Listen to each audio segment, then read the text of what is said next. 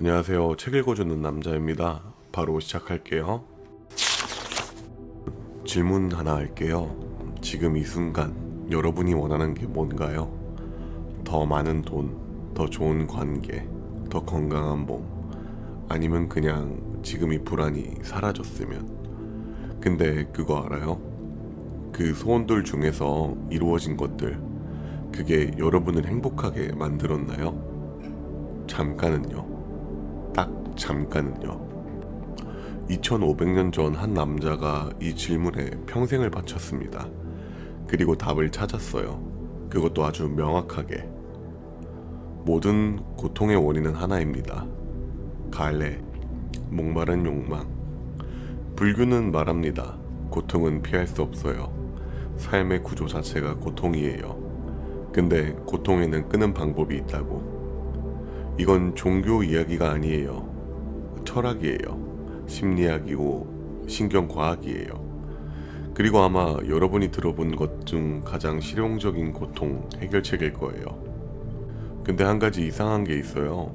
욕망이 고통이라면 욕망을 없애면 아무것도 안 하고 싶어지는 거 아닌가요? 그럼 그게 더 나쁜 거 아닌가요? 이 질문 잠깐 들고 있을게요. 나중에 답변 드릴게요.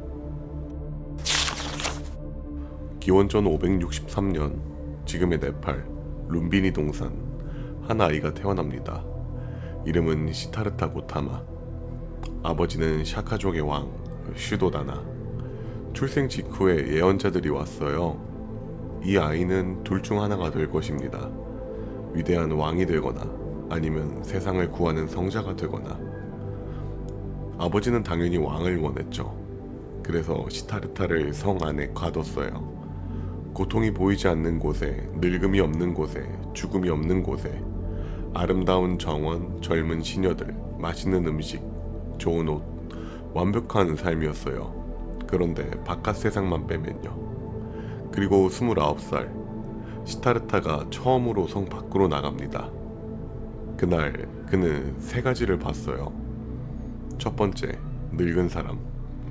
피부는 쪼글쪼글하고 등은 굽어있고 지팡이에 의지해 간신히 걸어가는 노인. 시타르타는 처음으로 늙음을 봤어요. 두 번째, 병든 사람. 온몸이 부어오르고 신음소리를 내며 길바닥에 쓰러진 사람. 질병이 뭔지 처음 알았어요. 세 번째, 시체. 사람들이 슬피 울며 운반하는 죽음을 처음 봤어요. 그는 마부에게 물었어요. 저것들이 뭐야? 마부가 답했죠. 왕자님, 모든 사람이 저렇게 됩니다. 모든 사람이. 그 순간 시타르타에게는 왕국도 아내도 아들도 권력도 아무 의미가 없었어요. 어떤 부귀영화도 늙음, 병듦, 죽음 앞에선 허상이라는 걸. 그리고 거기에 대해 아무도 답을 주지 않는다는 걸.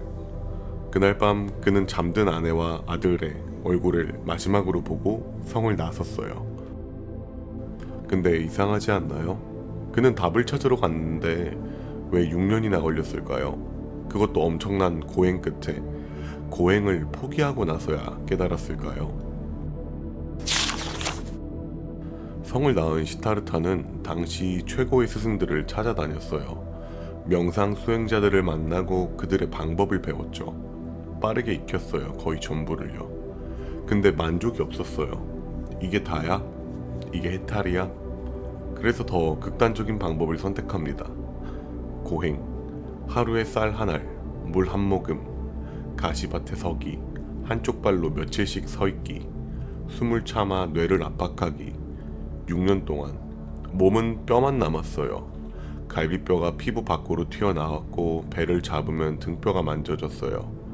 주변 수행자들은 감탄했죠. 저 사람은 곧 깨달을 거야. 근데 깨닫지 못했어요. 어느 날 강가에서 소녀가 건네는 우유죽을 받아 먹으면서 그는 하나를 깨달았습니다. 극단은 답이 아니다. 쾌락만 추구해도 고통이다. 고통만 추구해도 고통이다.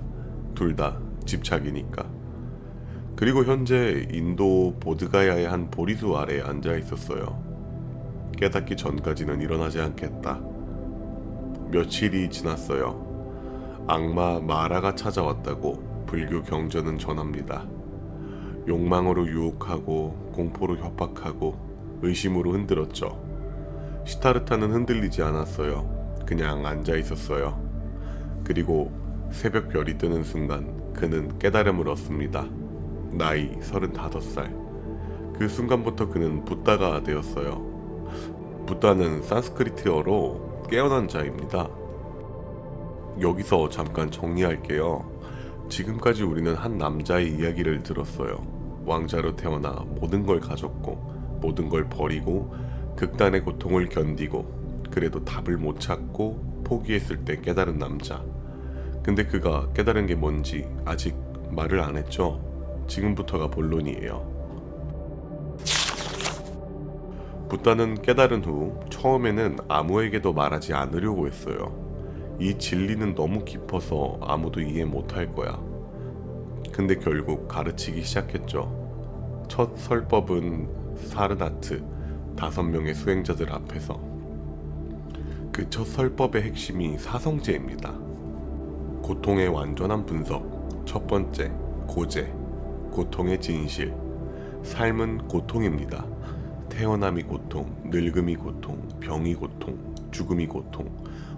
원하는 것을 못 얻는 것도 고통, 원하지 않는 것과 함께하는 것도 고통, 사랑하는 것과 헤어지는 것도 고통.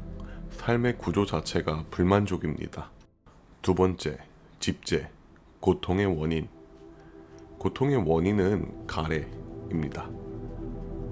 쾌락을 향한 가래, 존재를 향한 가래, 소멸을 향한 가래. 욕망 자체가 문제가 아니에요. 집착하는 욕망이 문제예요. 세 번째, 멸제. 고통의 소멸. 가래가 완전히 사라진 상태, 열반. 이건 허무가 아니에요. 불꽃이 꺼지는 것처럼 욕망의 불이 꺼진 상태. 깊은 평온, 완전한 자유. 네 번째, 도제. 고통을 끄는 길.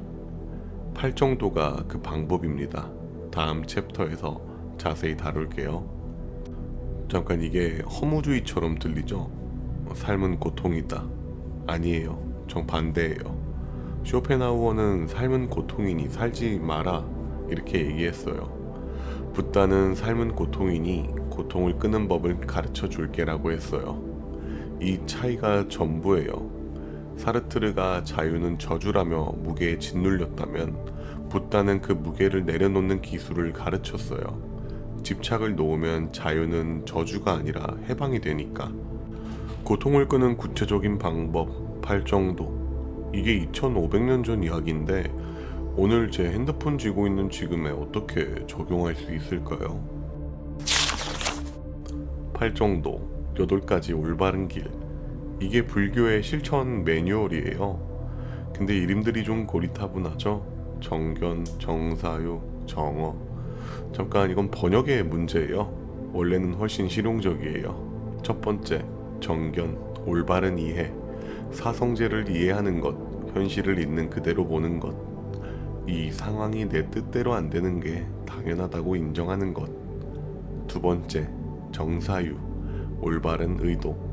집착, 혐오, 해치려는 마음 없이 생각하기. 반응하기 전에 1초 멈추기. SNS에 악플 달기 전에. 정어, 올바른 말. 거짓말, 험담, 이간질, 쓸데없는 말 하지 않기. 오늘 하루 불필요하게 누군가를 깎아내린 말이 있었나. 네 번째, 정업, 올바른 행동. 생명을 해치지 않고 훔치지 않고 헛된 욕망을 따르지 않기. 내 행동이 다른 존재에게 어떤 영향을 주는가. 다섯 번째, 정명, 올바른 생활. 다른 사람을 해치지 않는 방식으로 생계 유지하기. 내 직업이 세상에 해를 끼치고 있지 않는가. 여섯 번째, 정정진, 올바른 노력. 해로운 마음 상태는 줄이고 유익한 마음 상태는 키우기. 불안, 분노, 질투를 관찰하되 그것에 먹히지 않기. 정념, 올바른 마음가짐. 지금 이 순간에 깨어있기. 식사할 때 핸드폰 내려놓기, 밥만 느끼기. 정정, 올바른 집중. 깊은 명상, 삼매.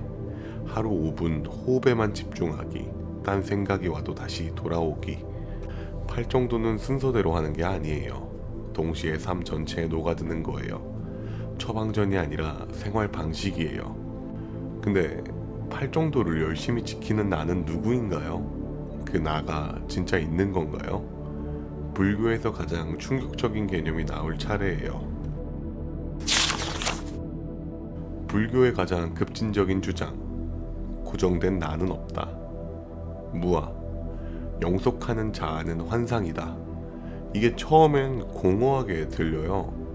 내가 없다고? 그럼 지금 이걸 듣는 게 누구야? 붓다는 말하는 게 이거예요. 당신이 나라고 부르는 것은 끊임없이 변하는 과정들의 집합이다. 이걸 오온이라고 불러요. 나를 이루는 5가지. 첫 번째는 색이에요. 몸, 물질, 끊임없이 세포가 교체되는 이 몸. 두 번째는 수예요. 느낌, 좋다, 싫다, 중립, 매 순간 달라지는 것들. 세 번째는 상이에요. 지각, 인식 같은 것도 상황에 따라 다르게 보는 거죠. 네 번째는 행이에요. 의지, 습관, 반응 패턴, 조건 지어진 것들. 다섯 번째는 식이에요. 의식, 암, 이것조차 순간순간 일어났다 사라집니다. 이 5가지가 모여서 나처럼 보이는 흐름을 만들어요. 하지만 어디에도 변하지 않는 고정된 나는 없어요. 현대 신경과학이 이걸 지지해요. 신경과학자 안토니오 다마지오, 이분은 자아가 뇌 특정 부위에 고정된 게 아니라 신체 신호와 기억이 통합되어 순간순간 생성되는 내러티브라고 말해요. 데이비드 이글먼도 말하죠. 당신이 나라고 느끼는 것의 대부분은 무의식 과정의 산물이라고. 그러니까 2500년 전 불교가 말한 것을 21세기 뇌과학이 확인하고 있는 거예요. 나에 집착할 필요가 없어요. 나는 고정된 게 아니니까. 근데 그러면 좋은 점이 뭐냐고요? 나는 원래 이런 사람이야 라는 감옥에서 나올 수 있어요. 변할 수 있다는 거예요. 무아와 세트로 이해해야 하는 두 개념이 있어요. 첫 번째는 무상, 모든 것은 변한다. 영속하는 것은 없어요. 기쁨도 고통도 관계도 몸도. 집착이 고통인 이유가 여기 있어요. 변하는 것을 변하지 않기를 바라는 것, 그게 집착이에요. 두 번째, 연기, 모든 것은 연결되어 있다. 어떤 것도 독립적으로 존재하지 않아요. 나는 공기와 연결되어 있고 음식과 연결되어 있고 나를 만든 모든 사람과 연결되어 있어요. 나와 세상은 칼로 자를 수 있는 게 아니에요. 이 세 개가 세트예요. 무아, 무상, 연기. 나는 없고 모든 건 변하고 모든 건 연결되어 있다. 허무하게 들리시는가요? 저는 오히려 해방감이 느껴져요. 내가 실패했어도 그게 고정된 나가 아니에요. 지금 고통스러워도 이건 반드시 변해요. 그리고 나는 혼자가 아니에요. 붓다가 한 제자에게 물었어요. 몸이 영원한가? 아닙니다, 스승님. 감정이 영원한가? 아닙니다. 생각이 영원한가? 아닙니다. 그럼 무엇에 집착하는가? 이걸 알면서도 우리는 매일 집착하죠. 불교는 그 집착을 어떻게 끄라고 하는 건가요? 그 실용적인 기술이 현대에 어떻게 살아있나요? 지금까지 여러분은 불교의 핵심 이론을 봤어요. 사성제, 팔정도, 무아, 무상, 연기. 근데 이게 뜬구름 잡는 이야기 같죠? 지금부터는 진짜 현실 이야기예요. 2026년 불교는 의사들 손에 들어갔어요. 병원에서 쓰이고 있어요. 1979년 매사추세츠 대학병원의 존 카바진 분자생물학 박사가 이상한 프로그램을 시작해요. 만성통증 환자들에게 불교 명상을 가르치기 시작한 거예요. 프로그램 이름은 MBSR, 마음챙김 기반 스트레스 감소. 결과는 충격적이었어요. 자료 한번 보시죠.